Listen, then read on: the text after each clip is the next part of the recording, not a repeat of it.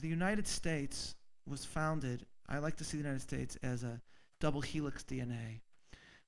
Part of it is Locke, part of it is not the Hebrew Bible, and that focuses on the individual. Individual, his rights, etc. And that's an important part. America is not all the Hebrew Bible, much as some people would like to claim that it is. It isn't. And with that focus on the individual has come concepts that are important. Human rights, part of the vision of religious liberty is linked to that. And yet, the covenantal part has allowed for us, in Rabbi Sachs's words, to achieve what he calls an integration without assimilation. In covenant, we can come together without denying our differences, like marriage is a covenant in which you come together without denying your differences. A covenant in which we come together and then bind with the generations past and posterity. And we've lost that notion entirely.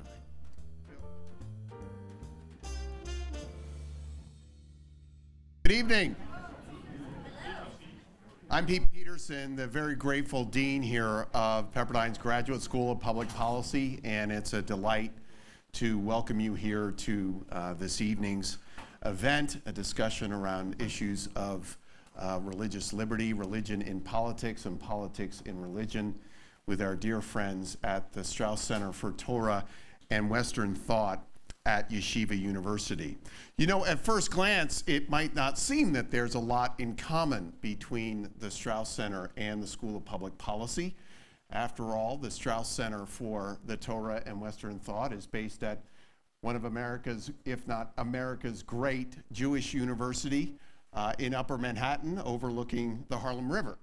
We, of course, here at the School of Public Policy are based in one of America's great Christian universities overlooking the Pacific Ocean.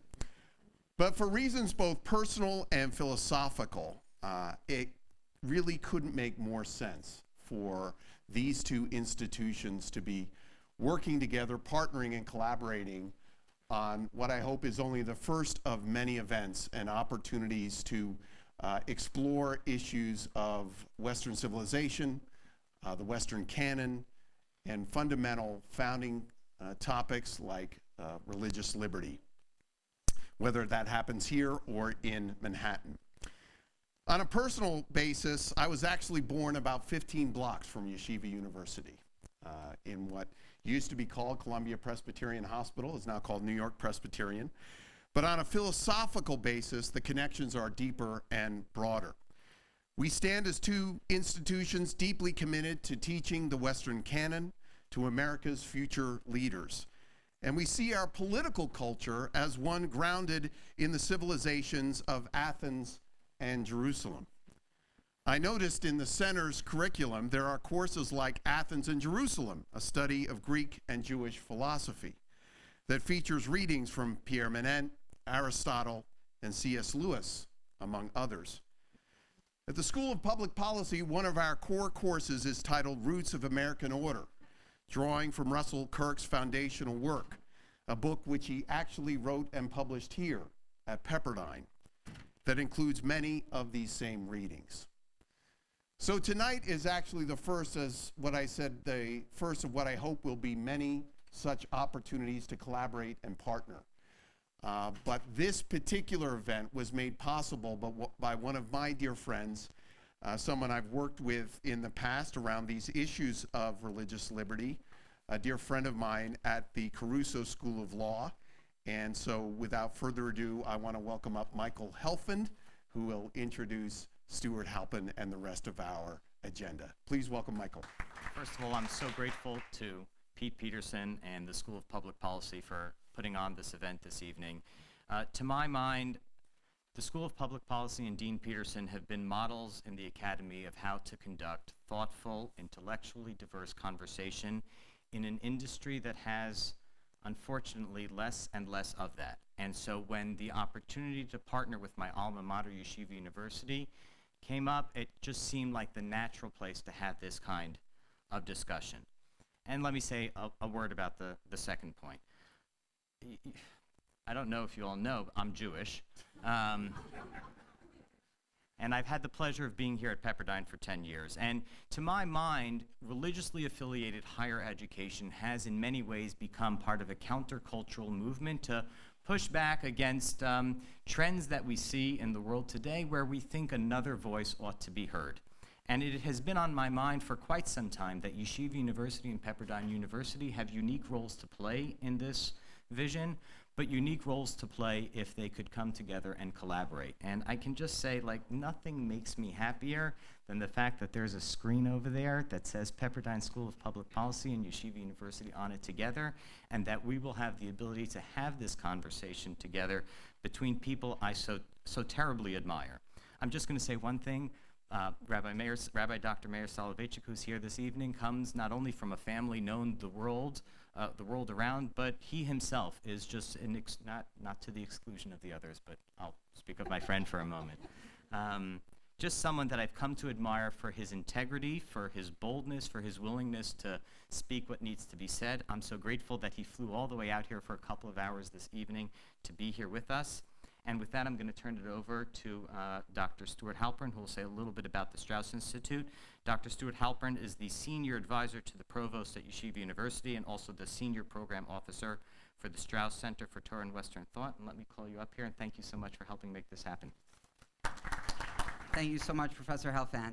So just wanted to offer some words of welcome on behalf of our center. Our center, the Straus Center for Torah and Western Thought at Yeshiva University, is devoted to training aspiring Jewish intellectual leaders who are well-versed in the Jewish canon, the Hebrew Bible, the Talmud, and the great works of Western art, literature, philosophy, and political science. So the book that we're celebrating today, Proclaim Liberty Throughout the Land, the Hebrew Bible in the United States, is a source reader that emerged naturally from our mission of bringing into conversation the great works of the West and the Jewish tradition. And what it contains are sources from the Puritans through Abraham Lincoln's second inaugural address, side by side with the verses both in Hebrew and in the King James translation that inspired them, showing how deeply in conversation the Hebrew Bible is with great American thinkers through the ages. So thank you for hosting us. We're very excited and very thrilled to be here. Well, I want to get started with our amazing panel. And so just some very brief introductions. First, to my direct left, Rabbi Dr. Meir Soloveichik is director of the Straus Center for the Torah and Western Thought at Yeshiva University, and rabbi at Congregation Shearith Israel in Manhattan. He is the editor of the new book, which Stuart just mentioned, Proclaim Liberty Throughout the Land, the Hebrew Bible in the United States, a source book. To his left, Dr. Bill McClay is our Ronald Reagan Professor of Public Policy here at Pepperdine School of Public Policy, serving in this visiting role for this academic year. He is also the G.T. and Libby Blankenship Chair in the History of Liberty at the University of Oklahoma and the director of the Center for the History of Liberty. He is the author of several books, but the one most pertinent to this evening's discussion is the new best-selling American history textbook, Land of Hope. Now, both of these books, Proclaim Liberty and Land of Hope, are available for purchase right over here, and I would encourage you, if you don't have them, that you make your way over to the table after this discussion. Finally, on the far left, my dear friend Montse Alvarado is the Vice President and Executive Director of the Becket Fund for Religious Liberty. She was recently profiled by the Wall Street Journal's Weekend Edition with the following introduction, quote, "A defender of all religion on the front lines of America's culture wars." Montse's work takes her in a number of different directions, but particularly in the direction of the Supreme Court, where the Becket Fund is often there to defend the rights of people of all faiths to practice their faith in the United States. Please join me in welcoming our esteemed panel.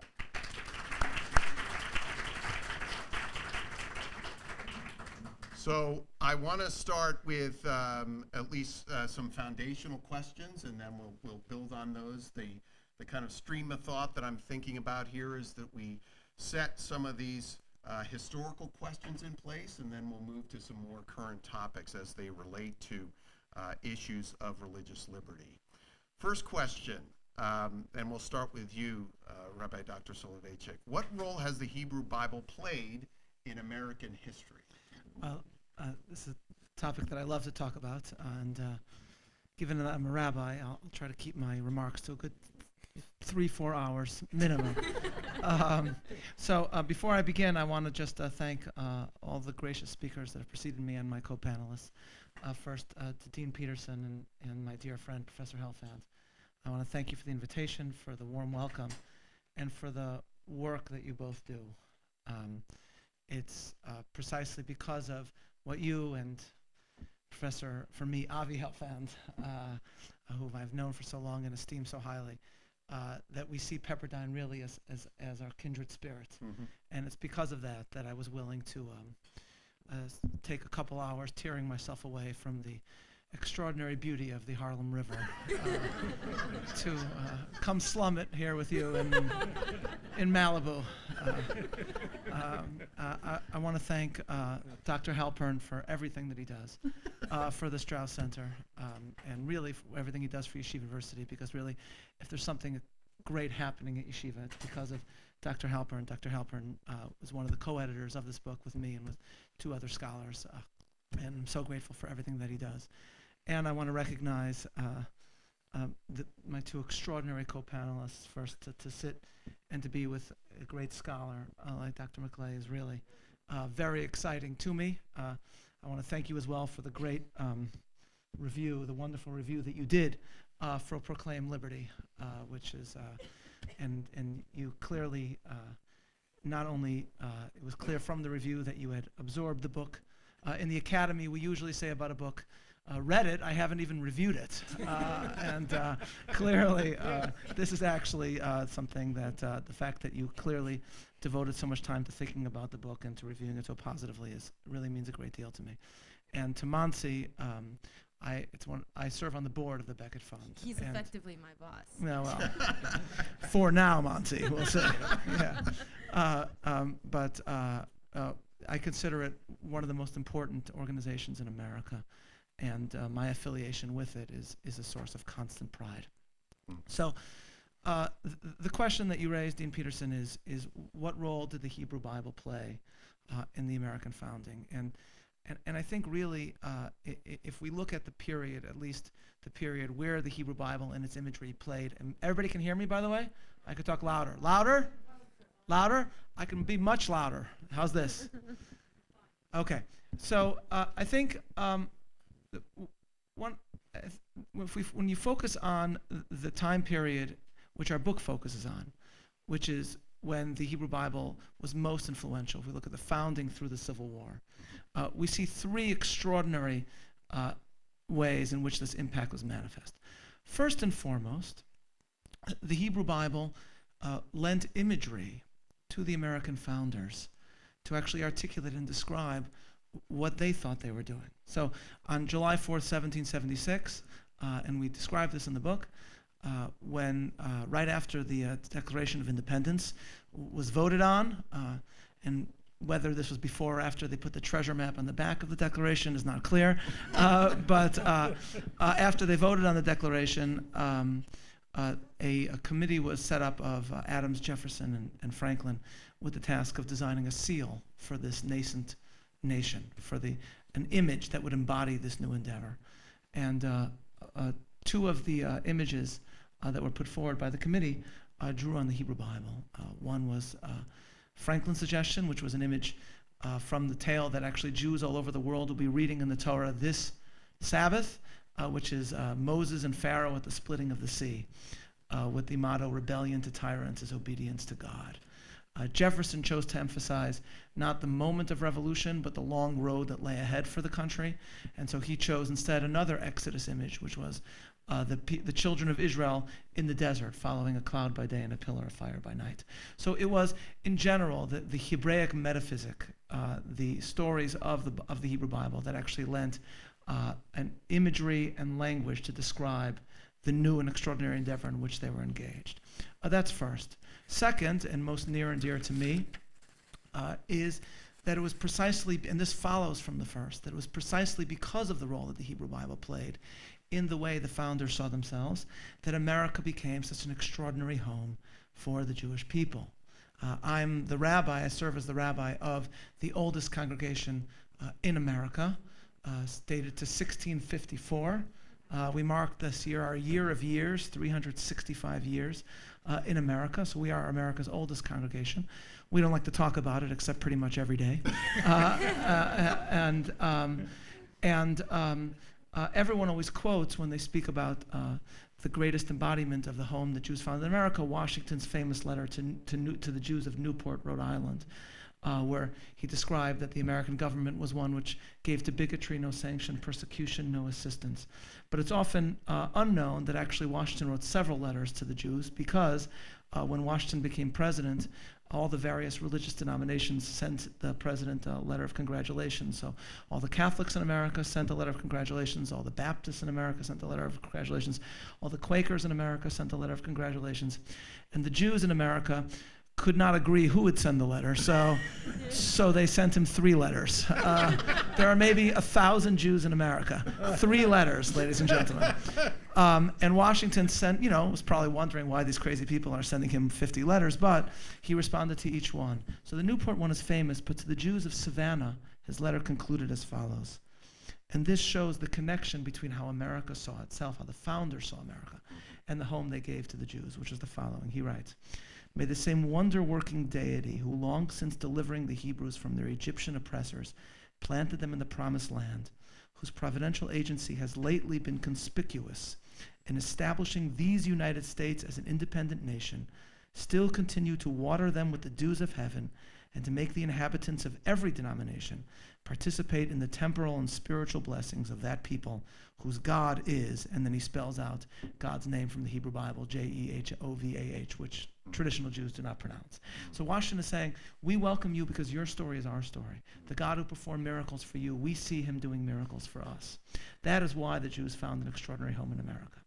And finally, and this you see more during the period of the Civil War, the imagery of the Hebrew Bible and the identification of America with biblical Israel becomes not only a celebration, but also a warning to what happens to a people when they forget their responsibility to their covenantal calling. And this you see largely in the role that the Hebrew Bible played in Lincoln's language. The best example of this, but again, one of the less well-known ones, and I'll close with this, is what Lincoln said when he was on his way to being sworn in as president. In early 1861, and he went to New Jersey. Why, I'm not sure. I'd make it a general policy never to go to New Jersey, but as we say, anybody here from New Jersey, by the way? No, Yes. not used to. Okay. As we say, Dean Peterson, in New York, the reason why we're so depressed is because for us, the light at the end of the tunnel is New Jersey. Okay. So, anyhow. So that'll be my last trash talking about New Jersey. So he ends off with the following point. He says the following.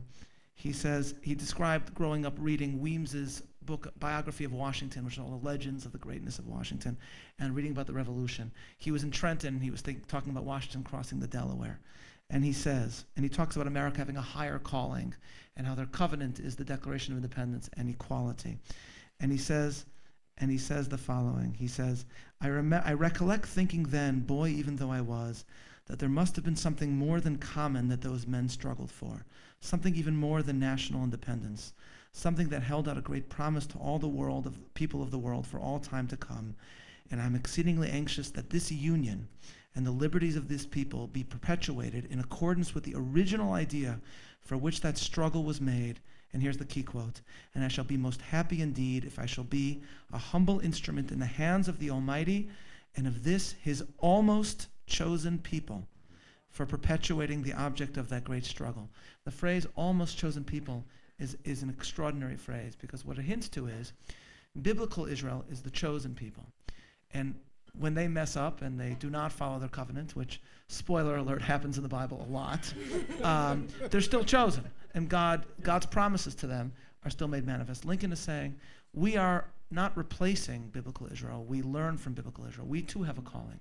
But if we do not live up to that calling, then we cease to be almost chosen, and we cease to be America. That's the third and following and final aspect of the Hebrew Bible that I would stress. America as akin to biblical Israel, but therein lies not only a promise, but also a warning and an eternal responsibility. Bill, your thoughts, I think the rabbi has set the table here on understanding how America's founders understood the Hebrew Bible and its influence, both in the discussions around covenant, but also in the particular images. Your thoughts on the influence of the Hebrew Bible? Yeah, I mean, I think, can you all hear me? Yeah, I think there's a lot to be said about this, and Rabbi has just begun to introduce the subject. I wanted to say something about, he said something really interesting about the way that the Hebrew Bible gave a shape to the aspirations of America and Americans. I think that's really very good and very shrewd. And I like to use the term template to describe the way that particularly the Exodus theme in American thought, in the American imagination, is so powerful and pervasive. It comes up again and again. It certainly is powerful and pervasive in the rhetoric and thought of the New England Puritans, who are in many ways the intellectual or spiritual forebears of much of American religious history. Not all of it, but much of it. And there's a way in which that Hebraic imagery survives in all sorts of forms. And and something I'm thinking of is how much we still feel the need, even in this very secular time, to sanctify particular occasions, to even have our leaders, who may be indifferent believers at best, say, "So help me God," or to use "God bless America" at the end of their speeches. There's some need we have to draw closer to those templates on which the organization of our experience is based, and we go back to. I mentioned the Puritans. I mean, the Puritans saw what they were doing, the great voyage, the great migration that they were undertaking, as an analog, maybe even identical in some ultimate way, or almost identical in precisely the Lincolnian sense, to the exodus of the Jewish people. So that you see this in the way they write about it, the way they pray about it, the way they sermonize about it, that America, this new land, and they didn't think of themselves founding the United States, by the way. I mean, don't think that, but they thought it was a new Zion. A new Zion. They use this phrase all the time. And this is why so many places in New England are named Canaan and Zion and so on, and in the Ohio, the Connecticut territory as well, the Western Reserve. It's a reflection of this. In a very different vein, the sorrow songs, the African American spirituals, as we often call them, are full of this imagery. They draw on the template too, which is the master's language, but they shrewdly pick up on the parts of the master's language that speak to their own condition.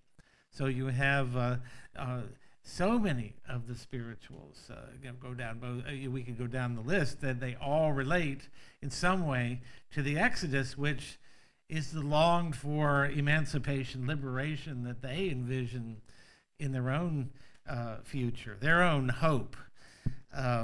In a situation that otherwise has little hope. They're a promised land. So there's all sorts of ways that this imagery and the imagery of chosenness, I think we still labor under this or wrestle with it. Does the United States of America have a particular responsibility to the world? A lot of us would like to say no, and it's precisely our crusading spirit that has gotten us in trouble again and again. But there's this nagging sense that unto those to whom much is given, much is expected. Where does that come from? It doesn't come from Khalil Gibran's The Prophet. It comes from the Bible. I thought it came from George Pepperdine. Oh, okay. Sometimes. Originally? Oh, Yeah. wow. I'd mentioned something else, and this is not, this is a little more abstract, but there is, in the structure of the Constitution, the structure of our institutions, there is a systemic distrust of human nature, that human nature is prone to perversity, to the abuse of power, to the misuse of the good things of creation. This has been true since Eden. And it is a Hebraic insight into human nature. The human nature is fallen is really a Christian attribution that might not be strictly Hebraic, but broken in some way, or that there's a perversity. There's that obedience to God. In obedience to God, it's perfect liberty, but we are not obedient. We are disobedient. And that is the story of, spoiler alert, of so much of the Bible is the failure of our fathers in faith to be obedient to God. So and I just add one more thing and then pass it along here, but you mentioned just in passing the word covenant. This is an idea that's very much a Hebrew Bible notion that's picked up by Calvinists, and it's very important to New England Puritans, the idea that a covenant is something more than a contract. God is involved. and of course there are covenants with God that are part of the Hebrew Bible. And human institutions emulate that permanency, that durability, that sanctification that's implied by that title. We'll have a chance to talk about some of the other things I want to talk about, but I want to pass it on to you. Yeah, Montse, obviously we have a couple historians here and someone, as I described before, working on the front lines of these issues around religious liberty. But how do you perceive the influence even today of the Hebrew Scriptures, whether it's in the particular clients you may be working with who are Jewish, or just in how it's understood in our courts and just general perceptions of religious liberty today? So I think there are three things. Notice I have no problem with the microphone. I'm Latina, so I'm loud. It just happens. No, I think there are three things. So one, in the people we defend and what we're defending, right? So a lot of this imagery that you're discussing, we're defending in the courts. Seals, the Ten Commandments placed somewhere, the words under God, the idea of attributing power to a greater being that isn't human beings for good reason, right? Those pieces we're defending as part of the Constitution, but as part of the spirit of what the founders intended. And a lot of this imagery, if you think about it, what was Christian imagery that was imported here? What was Christian imagery in the beginning when Christianity first started? It was Jewish. All of it. It's all Old Testament. If you talk to a bunch of Christians, they're going to disagree on interpretations of the New Testament. You're going to have 6 opinions, right? 3 letters, however you want. But if you talk about the Old Testament, we're all on the same page. We all agree on our roots and where we come from and what that means. And for this country, I like to say that America it's incomplete. It's so young. It's an incomplete thought if you don't have its Hebraic roots, if you don't have that tradition to ground it and to give it language and imagery and substance. So that's piece number one. Piece number two is, if you look at the trends in Pew Research that come out when you talk about religious liberty, over the past 10 years, you've seen an increase in attacks on religious liberty. Why? Because you've also seen an incredible decrease in religious literacy. I don't know what my neighbors believe. I don't understand what it means to be Jewish, what it means to be Muslim, what it means to be Christian. And I no longer have a common language because we don't teach the scriptures anymore. The less we read, the less literate we are in the Bible as a core book, people of the book that we have so many of in this country, if you think about it from the sense of demographics. We've lost that common language. And in the same way, we've also lost that common civility. So there's a real sticking point here to the practical applications of what's happening in our country when we lose sight of exactly the philosophical and grounding discussion that we're having here. You know, I wasn't thinking of going in this direction, but you raise a point, Montse, about what we lose when these monument seals are lost. It's part Absolutely. of this broader lack of, as you say, religious literacy. And I wonder if we could talk about here what our perceptions are of what is changing, about how we understand. Everything you said is true, of course, and you as well, Bill, with the historical references. Some I didn't know, even just in this last 20 minutes of the conversation. But why are we losing this religious literacy, especially as it relates to the Hebrew scriptures, which, as we've already talked about, really cut across from Christians as well as Jews? But what's so important about having that common understanding of these images and stories? Yeah. So what Montse very beautifully said is exactly right. We have lost the basic religious literacy, and we've lost it specifically amongst our elites first and foremost, meaning it's not merely, we're not saying that those who have not had education don't have a sense of religious literacy. It's precisely in what are seen as the halls of higher learning where this is not being taught. There's an extraordinary, and this is just a perfect encapsulation of this, at an event in Washington, Prime Minister of Israel, Prime Minister Netanyahu, was speaking a year or two ago. And he was talking about Israeli water technology. And he said, he was just describing a new invention that they came up with, that they're actually able to draw water out of the air in Israel. And he said that Moses was able to draw water from a rock, and we are drawing water out of the air. Now, in a newspaper, a very prominent newspaper, there's just no malice was intended. The reporter was just, quote, was at least thought that he or she was quoting the prime minister. And this reporter wrote that Prime Minister Netanyahu said that Moses brought water from Iraq, I-R-A-Q. Now, leave aside the fact that Moses was never in Iraq and was never anywhere close to Iraq. Abraham was, obviously, but not Moses. But no malice was intended, as I said. It's just that what was once what was once seen as one of the foundational stories of Western civilization, story of Israel in the wilderness, story of Moses, just wasn't known to a reporter at a major media organization. Just didn't know it. And what that reflects, as Montse said, is that this is no longer seen as important to learn.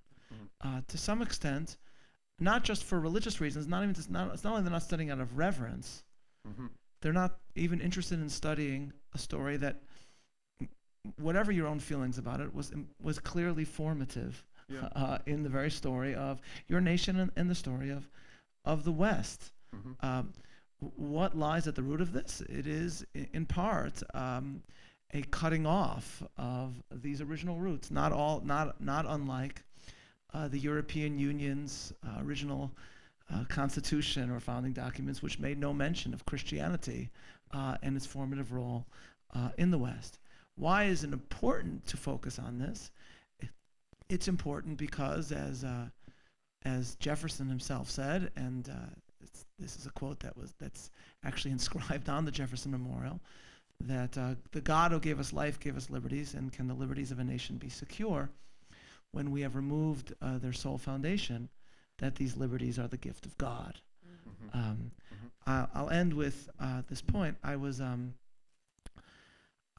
grew up somewhat obsessed with the 1950s film, The Ten Commandments, the Cecil B. DeMille film. And I was invited actually a couple weeks ago to come to LA. A couple months ago, I got this invitation to come speak at Cedars-Sinai Hospital here in LA. And the chaplain had asked me to come speak. I didn't really want to come to LA. Why would I come to here when we have New York to enjoy and all its grandeur? Exactly. But then I remembered that I had read that at Cedars-Sinai Hospital there was an extraordinary historical discovery that was made, because when Cecil B. DeMille filmed the Ten Commandments, he actually carved the Charlton Heston Ten Commandments. He carved them out of stone from the Sinai Desert. And then when he came back to America, he donated them to Mount Sinai Hospital here in LA. And at an event attended by Governor Reagan, how do you become the Ronald Reagan professor, by the way? I want to do that. Fell in my lap. I'm going to rename myself the Ronald Reagan director of the Straus Center for Torah and Western Thought. But he had them installed on the wall of Mount Sinai Hospital so that the Ten Commandments were literally on Mount Sinai. And then they were eventually lost in an earthquake, and then they were hidden, and then they had recently found them. So I asked them, because they were asking me to come speak, I said, wait a minute, aren't you the guys that have the original Ten Commandments? And they said, yes, and if you come, you can hold them. And so I came. I did think of saying, those that will not live by the law will die by the law, and throwing it at the audience. But the extraordinary thing is this, ladies and gentlemen. If you actually, and you can YouTube this to show where we've come as a culture. Doesn't mean that everything was better in the 1950s and that nothing has improved for the better, etc. But you can YouTube this, that originally when the Ten Commandments was being filmed, the curtain would rise. In the old theaters, they would have the curtain come up. And Cecil B. DeMille, the actual director of the film, stepped out onto the screen and said, ladies and gentlemen, it's unusual for the director to speak to you before the film. He said, but I want to explain, and then he explains how they've researched this film, and they read Hebraic text for it, and Talmudic text, etc. He says, and actually the question the film presents is, what is the human being? Are we free men under God, or are we slaves to a tyrant like Ramesses? The same question is faced by our civilization today. That's how he introduced the film. And there's a deep understanding that this story in the 1950s spoke to America. What they faced, the references to communism, obviously. And that's it's not just been lost as a lesson. It's not that the good book is no longer seen as good book. It's no longer even seen as a book that is worth studying. Bill, I think what's been so amazing about the popularity of your book and Land of Hope and the number of times that I've seen you speak about it is one of your inspirations is this growing awareness that without a common history, we will come apart, right? That when Kirk writes Roots of American Order, if we don't have those roots, then we will have disorder. And what's important about Proclaim Liberty, but also especially about your book and your work, Bill, is that it's not just writing history for history's sake, but it's out of an understanding that if we are not able to come together under these common understandings of who we are as a nation and who we are as a people, where those roots dip into, we will have continued fracturing. And I wonder if you could speak to how not having this common understanding, especially into these roots in the Hebrew text, that by not understanding those, it actually sets itself up for greater polarization. Yeah, I think that's well said. Actually, I don't know that I can improve on that, but I'll try. I think yes, it's not only and Rabbi said this.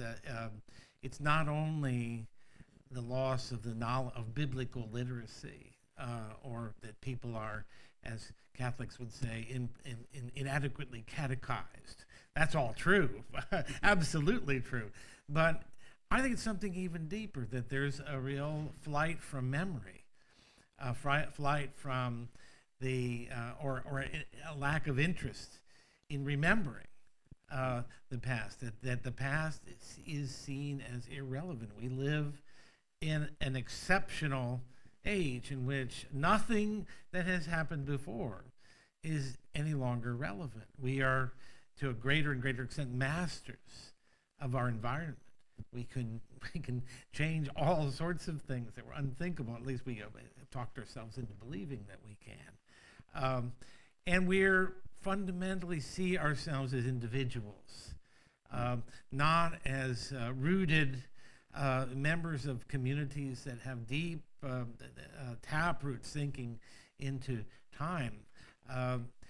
And the loss of religion is part of that. It's a big part of that. When I think, just to speak in Christian terms, there is a notion of connectedness through, let's say, a church, or institution of worship with which one's family, one's parents, one's grandparents, great-grandparents, and so on are associated. That isn't true for everybody, and of course Americans have this propensity to change, American Christians have the propensity to change religion, but still that's something in some cases. But the religion itself teaches, that we are related to one another, not just in space but also in time, once we are in Christ, once we are members of the church, of the community of the church. We have this cloud of witnesses that surrounds us.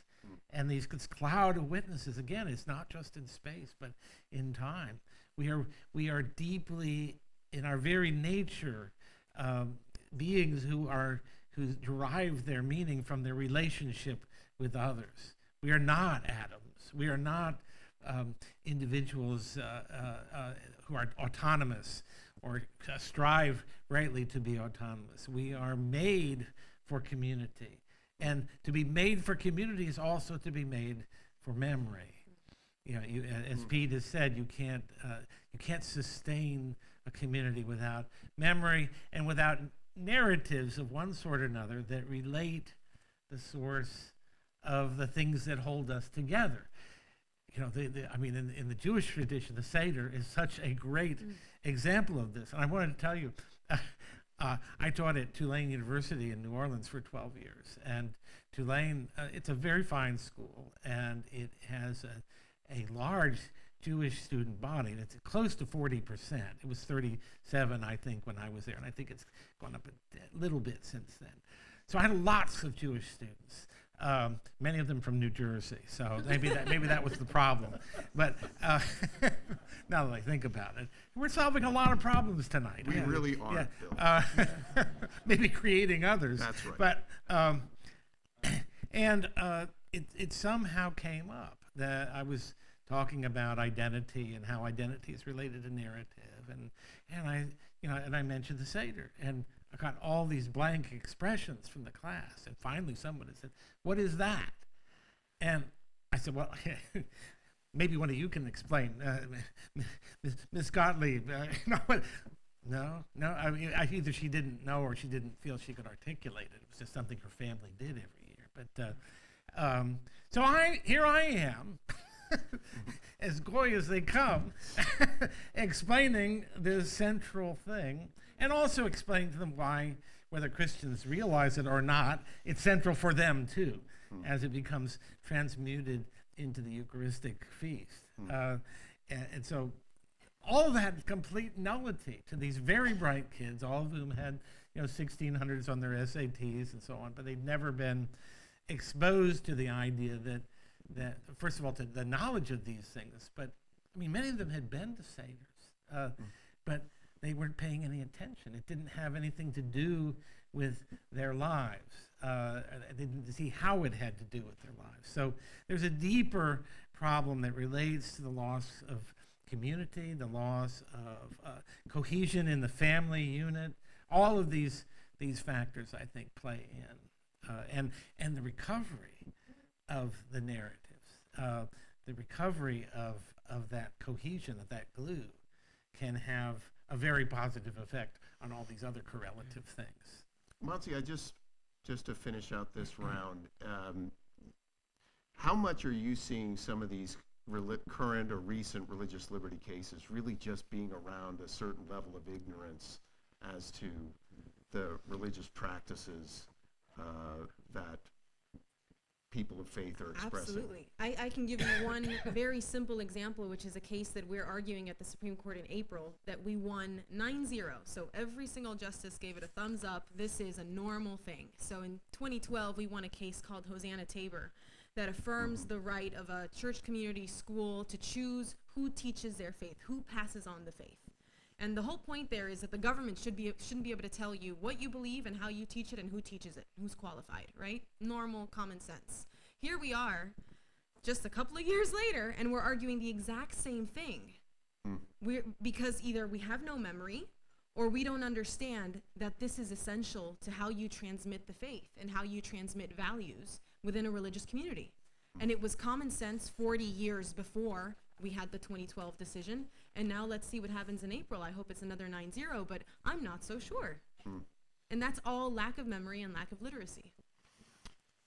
Just as a word to our audience here, this is meant to be interactive, and so after this next question, you have question cards at your tables. Melissa Espinosa here, as well as Jackie Ramirez from the School of Public Policy, will be collecting them, and so after this question, we'll look to incorporate some of your good questions.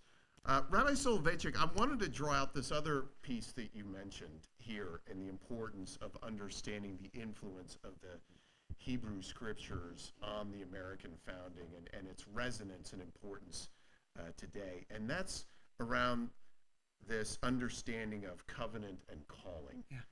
Right? So the part of it that is conversation and understanding what's common among us is understanding a common history.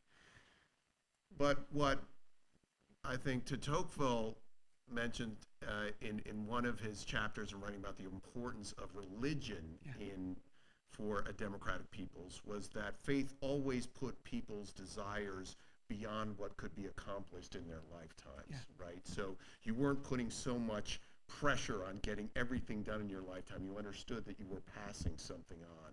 And I wonder if you could talk specifically around how important the Hebrew scriptures are in helping not only the founders, but maybe us today get a better understanding of our calling and covenant as a nation. So it's central to what I think about all the time and worry about all the time. And this will draw on what both Bill and Montse so beautifully just articulated. First thing we have to ask, and this will build on what was said before, what is a covenant, or in Hebrew, a brit? What does a covenant actually mean? A covenant is, I think I'm drawing on what H. Richard Niebuhr said, is a group or individuals that pledge mutual responsibility to each other under God. So the first difference between a contract and a covenant is that God is involved. The second aspect is that it's not only about self-interest, it's about groups joining together to become something larger than they can be individually on their own. And third and finally, and this is specifically what you were emphasizing, in contrast to a contract, a covenant is intergenerational. So, as Moses himself says, not only with you do we make this covenant on this day, but with those who are here and those who are not here in Hebrew. Covenant is intergenerational. Precisely because God is involved and God is beyond time. That is why a covenant can be intergenerational. Now, what is the correlation of that? The correlation of that is what covenant goes hand in hand with, and this built on what was just said before, is memory. So if we as Jews sit at the Seder and remember the covenant, and we reenact the story of the Exodus, that's how we remember. At a point that Rabbi Jonathan Sacks, who wrote a wonderful book on a Tocquevillian book from a British perspective on the American concept of covenant called The Home We Build Together, he notes that in Hebrew, biblical Hebrew has no word for history. In modern Hebrew, the word for history is historia, because it's just a Hebraization of the word. There is no word for history. The Bible doesn't speak of history, it speaks of memory. And the difference, of course, is history is something that we stand apart from, that happened to somebody other than ourselves. Memory happened to us. But how do you remember something that you weren't at? So how do I remember the Exodus if I wasn't there? And yet we say at the Seder that in every generation one is obligated to see themselves as if they left Egypt. You remember it by reenacting it and recovenanting. Recovenanting. And that's what America hit on as well. Lincoln, in his one of his earliest speeches called the Lyceum Address, Lincoln worried that, he said, they were the first generation after anyone who was involved in the revolution has died. So he says, how are we going to remember what happened? And he has this incredible phrase. Most of the speech is actually not up to Lincoln's future standard, but he has this one incredible phrase where he says, what the British themselves could not do, the silent artillery of time has done. meaning now they're all gone. And how do we remember it? And the answer that he ultimately hits on, not in that speech, but what he ultimately hits on is a recovenanting, that you also have to engage in a recovenant, which is of course what the Gettysburg Address is. It's the biblical concept of reenacting and remembering and rededicating yourself to that purpose. That used to lie profoundly at the heart of the American story. I mentioned the Ten Commandments before. This is also a Ten Commandments California related point. But Cecil B. DeMille made a silent version of the Ten Commandments in the 1920s. And that was filmed not in the Sinai Desert, but in California desert. Yeah, you're familiar with this. And as extras, he took Orthodox Jews just off the boat, immigrants, to play biblical Israel. And as someone described it, for them, there's the story of America and the story of the Exodus merged. So that they're on a set, but they're weeping. So one woman turns around, an elderly woman, European Jewish woman, and turns to the gates of Pharaoh, which is a set, and shakes her fist at it. And she says to reporters who are there, "We know this script, okay? It has been written in our hearts since our people began." And for them, America and the Exodus merged. And I think my distinguished co-panelists have hit upon really the greatest crisis that we're facing. Ben Sass, in one of his books, notes that the group of people, the percentage of young people who report a relationship with somebody 60 or over is astonishingly low. The whole point of a Seder is not merely to reenact, but to tell the story to the next generation. If you have children, you engage them constantly. You keep them up. We do all sorts of fun things which are not biblically demanded at a Seder in order to engage the children. Kids take one of the pieces of matzah and they hide it. I used to grow up, hide a piece of matzah, and then I'd fall asleep, and then 3 months later, someone would sit on the couch and you'd hear a crunch, and they'd be like, "Oh, there's the matzah." And the point of it is that you're telling the story. To tell a story, you have to tell it to the next generation. There are those who have said that a Seder emerged in among Jews in the Greco-Roman world because it's like a Greek symposium. At a Greek symposium, if you do, and we talk about this in the Athens and Jerusalem course, you would gather around a table and drink wine and discuss philosophical concepts. But if you study a Greek symposium, who's never at a Greek symposium? Children. Children are at a Greek symposium because kids are annoying and they're going to get in your way. I mean, I love kids. I have 6 of them. But, from the Greek perspective, they're annoying because they're going to. But here, if you have children at the Seder and you're not talking to them, it's a failed Seder. And that's what we've lost. What we've lost is this connection of telling the story. And that's why our roots have been lost. The United States was founded, I like to see the United States as a double helix DNA. Part of it is Locke, part of it is not the Hebrew Bible. And that focuses on the individual. Individual, his rights, etc.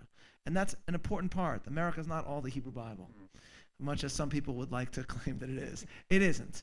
And with that focus on the individual has come concepts that are important. Human rights, part of the vision of religious liberty is linked to that. And yet, the covenantal part has allowed for us, in Rabbi Sachs's words, to achieve what he calls an integration without assimilation. In covenant, we can come together without denying our differences, like marriage is a covenant in which you come together without denying your differences. A covenant in which we come together and then bind with the generations past and posterity. And we've lost that notion entirely.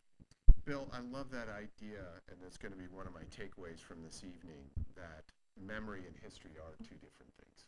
That memory is something that you are invited into, and history, at least, I know certainly not the way that you teach and write it, but for at least some, it can be almost a scientific field of understanding facts, figures, and dates. I wonder if you could talk a little bit, and I know this is so much of the purpose of your book, in doing the work that you do with history, is in forcing people into or at least inviting people, I should say, into this common memory, which is much different than simply teaching dates and names. Yeah, absolutely. And I think one of the things that we're when those of us who go to graduate school and get PhDs in history, we are trained to do, is to look upon memory with, if not extreme hostility, at least ceaseless skepticism. That the fact that everybody sort of holds in common a certain belief about the past is almost painting a target on it for historians. And look, there are things, there are views of the past. I lived a lot of my life in the South. There are a lot of falsehoods and myths about slavery that were pervasive. It may even still be pervasive in some places. That we really do need to disabuse people of those things. But there's also a way in which historical writing, historical knowledge should become a form of consciousness, not just a sort of row of books on the shelf that one can consult for some particular purpose, but something that becomes formative of the soul, something that is taken in and that changes the way you see the world around you, the way that you look at people, the way you look at institutions. If you go to, I think I had my first experience of historical consciousness in Illinois, in the Coles County Fairgrounds, where one of the Lincoln-Douglas debates was held. And I was maybe 8, 9 years old. My grandmother lived there, and we were visiting, and I had read something about the Lincoln-Douglas debate, and I just went frolicking around the fields, imagining this thing about which I didn't know very much, but I knew it had been important, something in the past, over 100 years ago, or about 100 years ago, and I wanted to kind of have the experience of connection to it. That desire for connection in the past is something that has not died, even if it's not being fed, or what it's being fed is sort of junk food that gives people a false or nostalgic sense of the past rather than a real sense of connection to it. The distinction between memory and history, I think, is important, and we don't think enough. I don't mean to sound like I'm accusing my colleagues in the historical profession of being sort of vandals in their approach to the past, but we don't think about what the effect is of all our isolated studies which fragment the story of the past into 100,000 pieces that no layperson is going to be able to assemble, and not even any professional historians. There's no incentive in it. That's not what we do. Well, it ought to be what we do. We've got to start doing it. We've got to start giving young people a sense of the land to which they belong. And that is one of the things I tried to do with the book, with it being honest about the past, because you can't, nobody's going to be persuaded by a candy-colored, whitewashing of the past. You've got to be honest about our faults and face them, which the Bible the Bible faces human frailty with laser-like precision. But in the end, you need to tell a story. One of the nicest things that anyone has said about my book was the late Roger Scruton, the philosopher, said in his rather arch Oxbridge sort of way, this is the sort of book to which a young American person might think it descriptive of a nation to which he would want to attach himself. I think I've got that right. Anyway, you get the idea.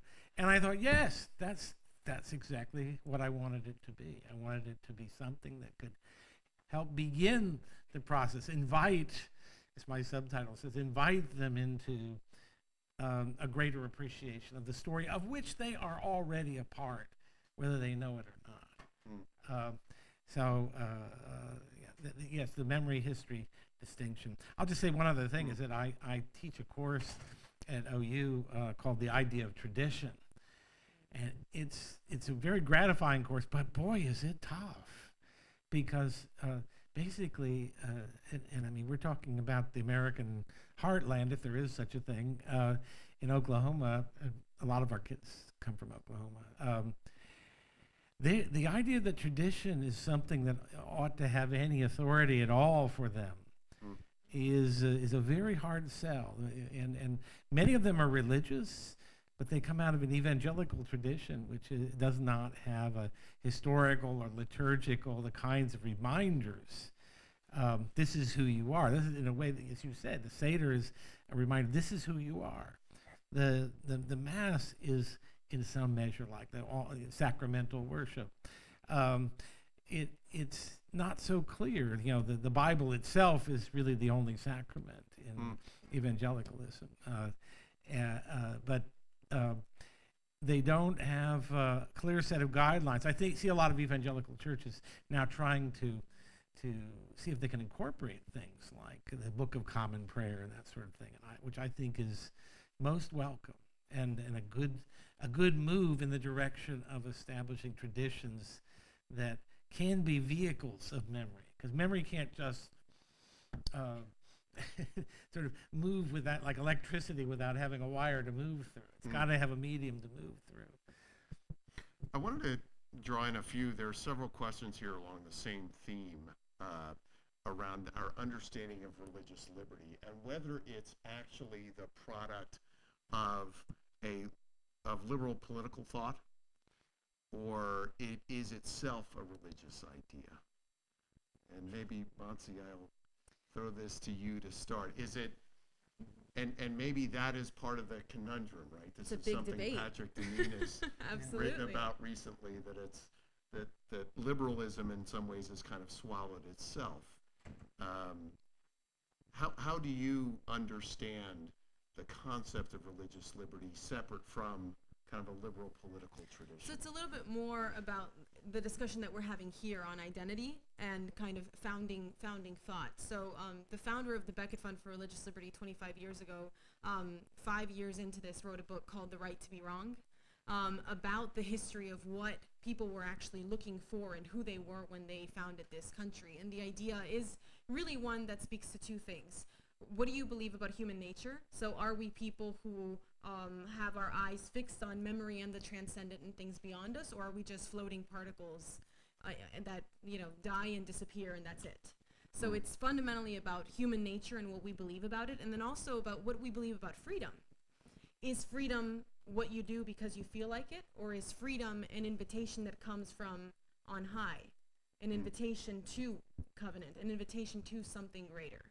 And when you understand that difference and you make those two decisions, then you can talk about religious liberty. You can talk about what it means to believe in something that you're invited to believe, not coerced to believe, and why, as Elena Kagan said on the Supreme Court, religious liberty is the critical buffer between the state and the individual. It's mostly a discussion about power.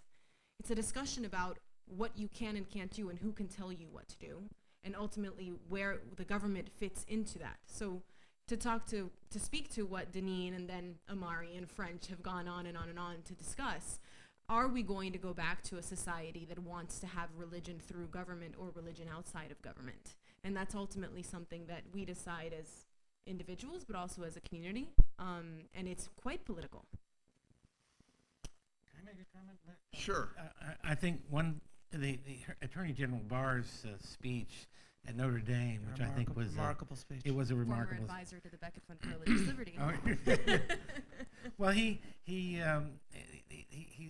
looks at this, and one of the things he says in that speech that maybe has not been as much attended to as it should be is, he said, we have in our history we have had a pattern of sort of movement in a more secular direction, and then the pendulum swings back.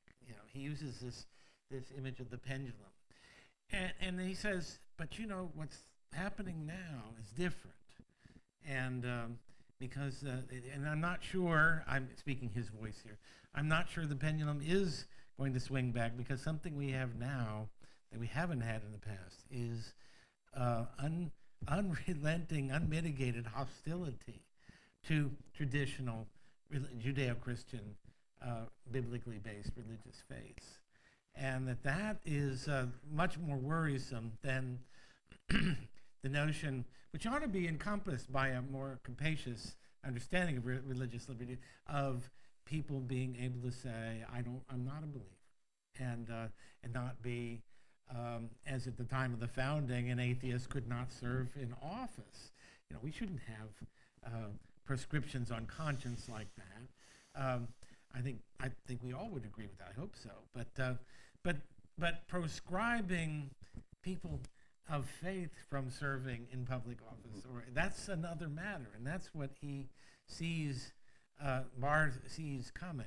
It's two frameworks, right? So it used to be we all disagree about what we believe in. You believe this, I believe that, but you have a right to believe. And now it's nihilism. It's you are not allowed to believe in anything, or I want you to believe in something. It's people who believe in something versus people who believe in nothing, rather than people who believe in something disagreeing on what that something is. Did you have something to add to that? Yeah. I would say the following. I mean, just to return, I agree with everything that was just said.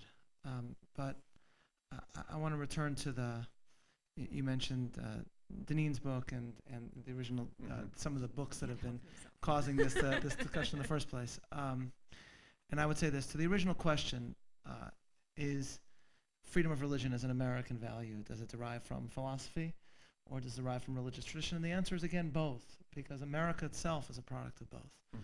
We have, if you look for the roots of religious liberty in America, you'll find it in works such as Locke's Letter Concerning Toleration, but you'll also find it in people who come in from a more religious perspective and less philosophical, such as Roger Williams, who is in a very real sense one of America's founders, and Madison as well, who speaks, and this is not my language, someone else described it this way, but Madison speaks about religious liberty not as the liberty to do what you choose, but the liberty to do what you must.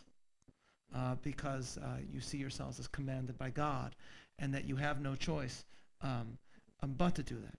And all these sources come together and make America what it is. And at its best, if you go back to my double helix analogy, at its best, the two work together.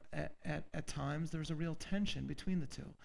My disagreement with some of the critiques that have been leveled, I guess, against the American polity, not all, but some, is that it ignores this complexity. For Deneen, America was badly founded. Meaning that's what he believes. Meaning this all traces back. This is where we are today is an inevitable result of the founding, that they focused only on the Lockean individual, and that brings us to where we are today. But I don't think that's right. Meaning Jefferson gave us a Lockean document, and then in the Continental Congress edited it and put in all sorts of covenantal language, putting in phrases like appealing to the supreme judge of the world for the rectitude of our intentions, and with a firm reliance on divine providence, we pledge to each other our lives, our fortune, sacred hour. As others have pointed out, a miracle emerges that this is the only case in human history where somebody brilliant wrote something and then a committee made it better. Okay, that has never happened before or after in human history, ever. But that is what happens. The Declaration of Independence reflects this at times uneasy but still synthesis of Locke and the Bible. And so I don't believe America was badly founded. On the other hand, you'll have others who will argue that America really has nothing to do with Locke, and the Declaration of Independence is not important, and the Constitution is all that America is. And Locke has nothing to do with America, and you'll see this in writings such as those of Yoram Chazoni, etc. And I disagree with that as well. It just seems to defy historical fact. So American history is the American founding is complex, and it has a number of influences, but that makes it, and that's what makes America into what it is today. And we are losing that synthesis between the two, with a focus on the individual and not on the covenantal connections that tie us together. Well, and I think this is another one of the questions here, and Bill, you have helped me understand this in some pretty profound ways. The question particularly, specifically is there an inherent tension or contradiction embedded in the founding with the phrase pursuit of happiness that leads to a personal autonomy, often negatively in the sense, or negating a sense of community and obligation? And what I'm going to answer for you, but I want you to say it better than what I'm about to say. You've helped me to understand and I certainly see this in Proclaim Liberty as well, that we can actually find our identity in community, that's actually where it's found. And talk a little bit about the that. pursuit of happiness can mean, and I think at its best means that Jews can practice their faith unharassed unto their vine and fig tree, in that wonderful language of Washington's letter. That people, that groups can, because religious liberty is not just an individual liberty; it is a liberty of groups. It's a corporate liberty, if you will. It's the ability of people to gather together, worship as they please, but also to instruct their children, to enforce the norms of their congregation, whatever it may be. That has to be protected, not absolutely, of course. Child sacrifice, even on some aggravating occasions, is not permitted. but within limits, that's I think one way of understanding. We shouldn't try, in my opinion, to extract too much philosophical gold from the preamble of the Declaration of Independence. There's enough gold there already. We shouldn't squeeze every phrase to make it into the sort of thematic statement of what America is about. But I think, just to pick up on this founding business, I think I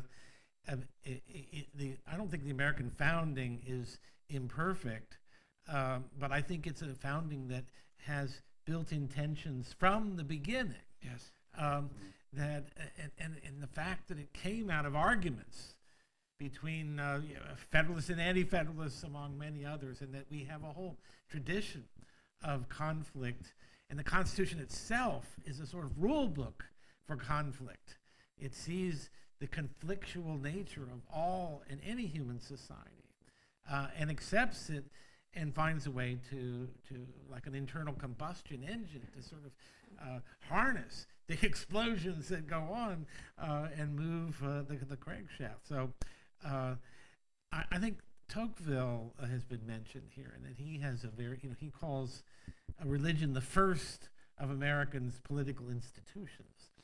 And what did he mean by that? Because he wasn't favoring establishment of religion. But he made the point that for a republic, a people who can govern themselves, to be both free and virtuous, you had to have something that bound them to a code, to an ideal, to some principles for self-restraint. And that is religion. That is, Washington talks about it in his inaugural address. Adams says, that our Constitution is designed for a religious people, and and things won't work otherwise. I'm paraphrasing. You find it in all over the place with the founders, even ones that are labeled sometimes wrongly as deists.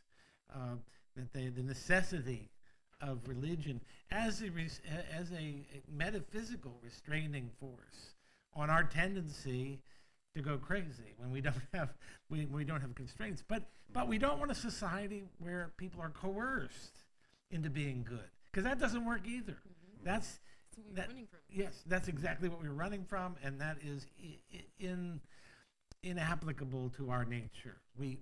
Our nature longs for freedom, but freedom means the discipline of some kind of limitations. Hence religion, hence the law that comes from the Bible, and so on. I'm afraid we're at our last question, and I wanted to draw out you, Montse, again, just given some of the things that we're talking about, and we were chatting before the panel started about some of the work that you have ahead of you in the Becket Fund this spring at the Supreme Court. What are there particular themes of challenges that you're seeing coming up through the courts, whether appearing this spring or on their way, threats to religious liberty that you're seeing that we should be mindful of? Sure. So one, going back to this understanding of the role of religion in politics and society, the establishment of religion, we just had a case argued before the Supreme Court on school choice. The Espinoza case, is government funding to religious schools okay? Seems kind of odd, since in our founding all we were doing is funding religious schools, but sure, let's have this discussion, right? So that's the first one. You have this tension between trying to prevent the government co-opting religion for its purposes, and at the same time, some people who feel that it's not okay to fund religion in one way or another. Fine, it's okay to have that discussion, but it goes back to these first principles that we're talking about. The other one is the role of exemptions. So should unpopular beliefs be protected? The idea that, I learned this from Rabbi Soli, the idea of, I don't want to be coerced, but I am compelled, right? I want to do good in society. My values teach me that I have to do something, that I don't believe in freedom of worship. I believe in freedom of religion, which means it's not what happens within the four walls of an institution, but outside, what I bring with me as a full American citizen.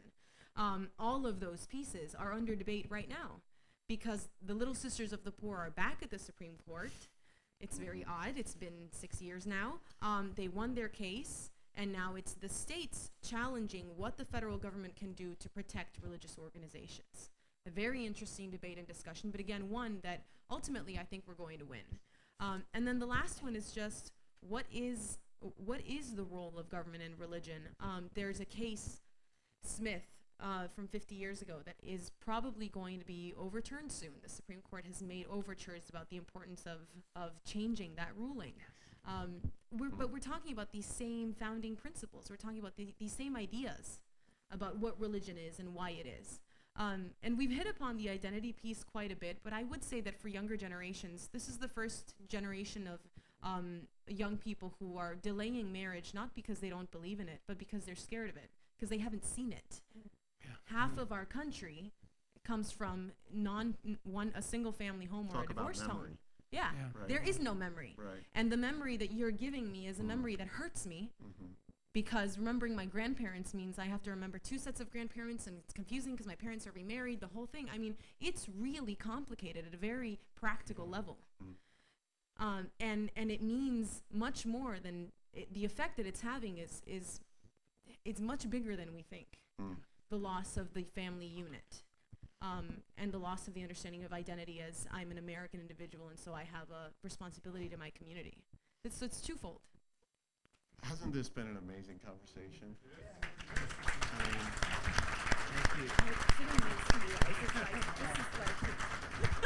I want to say just how much of a honor it has been to partner with the Straus Center.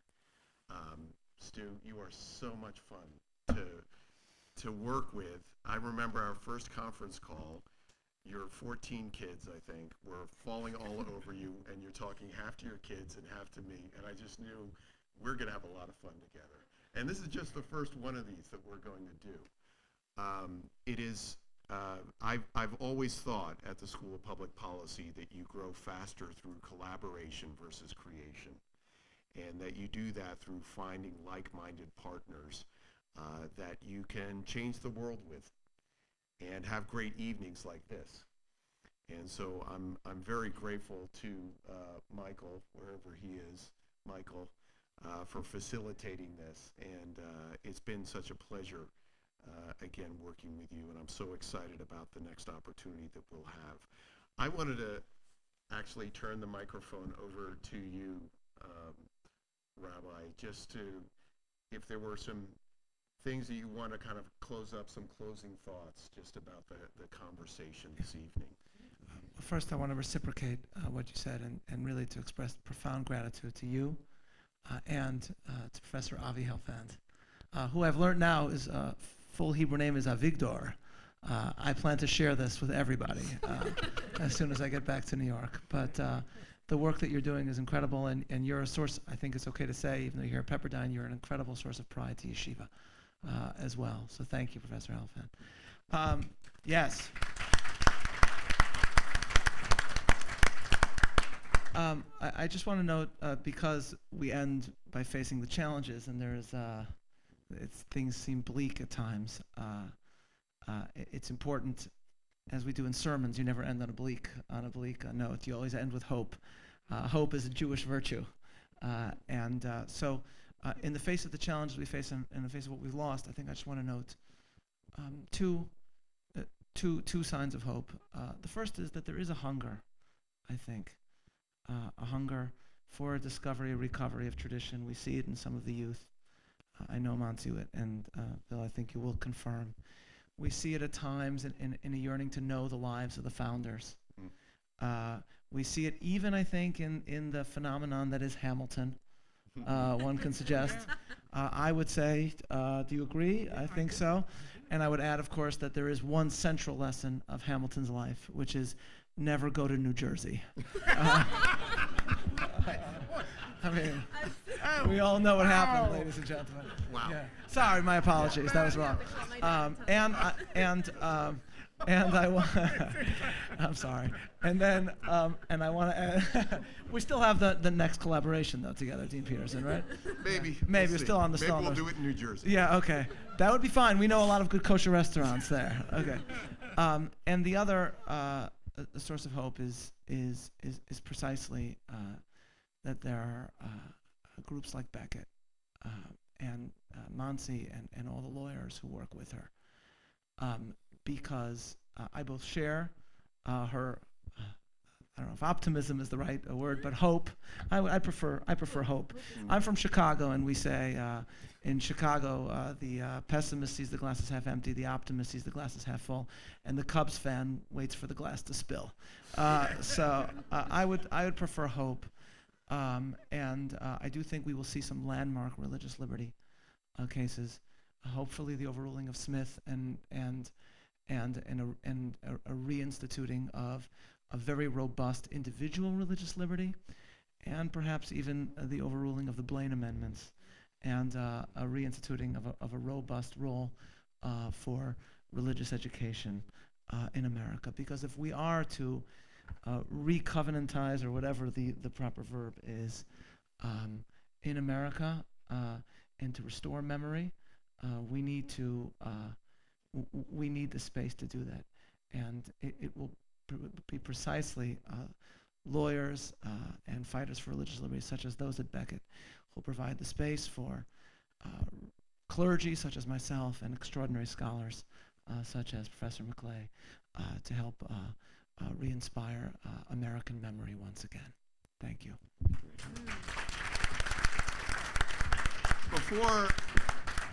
Before we close, I just wanted to recognize we have a couple supporters to the School of Public Policy. The work that we do, events like this, we're able to do because of the gracious support of many of the donors to the school. I wanted to recognize Maureen Grace over here to our left, and Myron Lieberman over here to my right, who have supported the school and make events like this possible.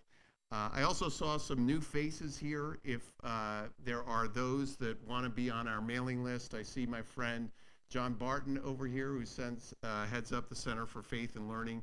We're going to be doing another event on faith and politics next week down at the Seaver campus with philosopher James K.A. Smith. And so if you'd like to be on the mailing list for that event, just track down Matt Cutler, who's over here.